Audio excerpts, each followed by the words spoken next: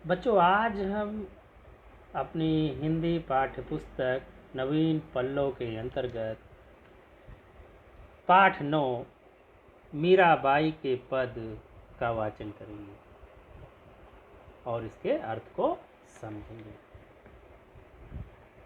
बच्चों, मीराबाई का स्थान कृष्ण भक्त कवियों में बहुत ही महत्वपूर्ण है।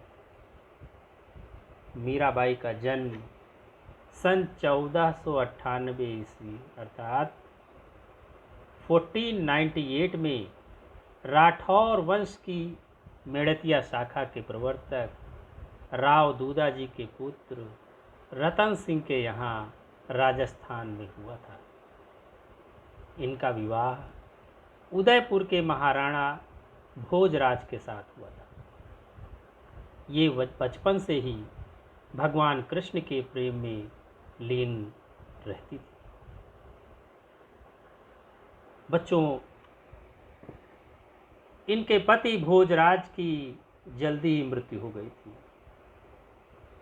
और इनके पति के छोटे भाई नए राणा जो है उदयपुर के शासक बने। बच्चों, मीरा बाई की जो कृष्ण भक्ति थी, उनकी जो भक्ति तल्लीनता थी, उससे उनका परिवार खुश नहीं रहता था। उनको कई तरह से प्रताड़ना भी दी गई, लेकिन वो अपनी भक्ति भावना से दूर नहीं हुई। अंत में वो संतों की संगति में कृष्ण भक्त की आराधना करने लगी। बच्चों, मीराबाई के पद अत्यंत ही भावपूर्ण होते हैं।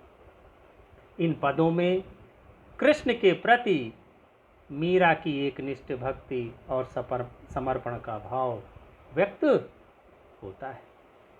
आइए हम मीराबाई के पदों के कुछ अंश यहाँ पर पढ़ते हैं। 3 पद हमारे इस पाठ में दिए गए हैं। इन पदों का वाचन करते हैं और इसके अर्थ को समझते हैं। आइए पाठ करते हैं। पहला पद है, पायो जी मैंने राम रतन धन पायो। मीराबाई कृष्ण भक्ति में तल्लीन हैं और वे भाव विभोर करके कहती हैं कि मैंने राम नाम रूपी रतन को प्राप्त कर लिया है। और ये राम नाम रूपी रतन, ये धन मुझे किसने दिया है, आगे बता रही हैं। वस्तु अमोलक दी मेरे सतगुरु, कृपा कर अपनाई। ये राम नाम रूपी जो रतन है, जो धन है, वो अत्यंत अमूल्य है, जिसका मूल्य नहीं बताया जा सकता। इस अमूल्य वस्तु को मेरे सतगुरु ने मुझे प्रदान किया है और जिसे मैंने बड़ी श्रद्धा से अपना लिया है। जन्म जन्म की पूंजी पाई, जग में सभी खोवाए। मुझे कई जन्मों की भक्ति से, कई जन्मों की ये पूंजी मुझे जो है आज जो है प्राप्त हो गई है। और मैंने जो ये सांसारिक जो धन जो मेरे पास था, वो मैंने सब खो दिया है। मुझे तो इससे भी ज़्यादा अमूल्य धन, राम नाम रूपी धन मिल गया है। और ये धन कैसा है, इसके बारे में मीराबाई अपने इस पद में आगे बता रही है। खर्चे नहीं कोई चोर न लेवे, दिन दिन बढ़त सवाई। ये ऐसा धन है जिसे चाहे जितना खर्च करो, कभी खत्म होने वाला नहीं है। और इसे कोई चोर भी नहीं ले जा सकता। और ये धन ऐसा है कि जितना भी खर्च करो उतना ही ज़्यादा ये बढ़ता है। सत की नाव खेवटिया सतगुरु, भव सागर तर आए।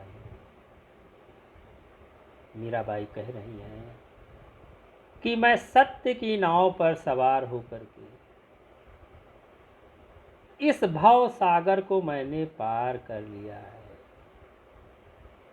और जिस नाव पर, सत्य की नाव पर मैं सवार होकर के चली, उस नाव को खेने वाले, उस नाव को चलाने वाले मेरे सतगुरु हैं। उन्हीं की कृपा से मैंने इस भवसागर को, इस संसार रूपी भवसागर को पार कर लिया है। मीरा के प्रभु गिरधर नागर, हरख हरख जस गायो। मीराबाई जी कहती हैं कि मेरे तो प्रभु गिरधर नागर हैं, अर्थात भगवान श्री कृष्ण मेरे प्रभु हैं। और उनके यश को मीराबाई हर्ष से, खुशी खुशी उनके यश को, उनके गुण को, गुण का गान कर रही है। तो बच्चों, ये मीराबाई का पहला पद होगा। दूसरा पद है जिसमें मीराबाई कृष्ण के सूरत का, रूप का वर्णन कर रही है, उनकी सुंदरता का, उनके सौंदर्य का वर्णन कर रही है। आइए दूसरा पद पढ़ते हैं। बसो मोरे नयनन में नंदलाल। मीराबाई कहती हैं कि हे नंदलाल, हे नंद के लाल, अर्थात श्री कृष्ण, मेरे नयनों में अब तुम बस जाओ। मोहनी मूरति सांवर सूरति, नैना बनी विशाल। और जिस नंदलाल को वो अपने आँखों में बसाना चाहती हैं, उनका रूप कैसा है, उसका वर्णन मीराबाई करती है। मोहनी मूरति सांवर सूरति, जिनका रूप मन को मोहने वाला है और जिनकी सूरत सांवली है, और नैना बने विशाल, और जिनके नेत्र बड़े बड़े हैं, सुंदर नेत्र हैं, बड़े बड़े नेत्र जिनके हैं। अधर सुधारस मुरली राजत उर बैजंती माल, जिनके अमृत से भरे हुए होठों पर मुरली विराजती है। मुरली क्या है? जो श्री कृष्ण जी वंशी बजाते थे, वो मुरली जो है उनके होठों पर विराजती है, शोभित होती है। राजत उर बैजंती माल, और उनके हृदय पर क्या सुशोभित हो रही है? बैजंती माला, बैजंती के फूलों की माला जो है उनके हृदय पर शोभित हो रही है। क्षुद्र घंटिका कटि तट शोभित, नूपुर सबद रसा, और उनके कमर में छोटी जो करधनी बंधी हुई है, उसमें छोटी छोटी घंटियां लगी हुई हैं, वो अत्यंत सुंदर लग रही हैं। नूपुर सबद रसाल, और उनके पैरों में जो घुंघरू हैं, उनसे निकलने वाली ध्वनि जो है, शब्द जो है, अत्यंत मीठे सुनाई दे रहे हैं। मीरा प्रभु संतन सुखदाई, भगत बछल गोपाल। मीरा कह रही हैं कि मेरे तो प्रभु ऐसे हैं जो संतों को हमेशा सुख प्रदान करते हैं और भक्तों को प्रेम करने वाले हैं। ये अर्थात वो गोपाल श्री कृष्ण ऐसे हैं जो संतों को सुख प्रदान करते हैं और भक्तों से प्रेम करते हैं। बच्चों, ये मीराबाई का दूसरा पद हो गया। तीसरा पद मीराबाई ने उस दशा में लिखा है, उस दशा में उसकी रचना उन्होंने की जब उनके ऊपर तरह तरह से अत्याचार किया जा रहा था। राणा ने उनको तरह तरह से मारने का प्रयास किया, लेकिन भगवान कृष्ण की कृपा से उनको कोई नुकसान नहीं हुआ। मीरा ने अपने इस पद में इसी बात का वर्णन किया है। आइए पद का पाठ करते हैं और इसके अर्थ को समझते हैं। मीरा मगन भई हरि के गुण गाए। मीराबाई जी कहती हैं कि मैं तो हरि के गुण गा करके मगन हूँ। मैं तो श्री कृष्ण के गुण गा करके मगन हूँ। सांप पिटारा राणा भेजा, मीरा हाथ दिया जाए।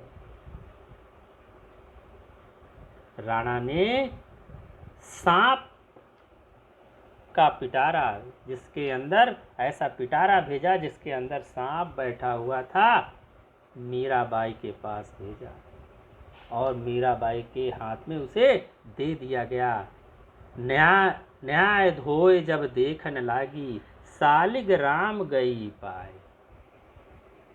मीराबाई ने नहा धो करके भगवान की आराधना करने के बाद जब उसको हाथ लगाया तो देखा कि वहाँ सांप की जगह सालिग्राम बैठे हुए।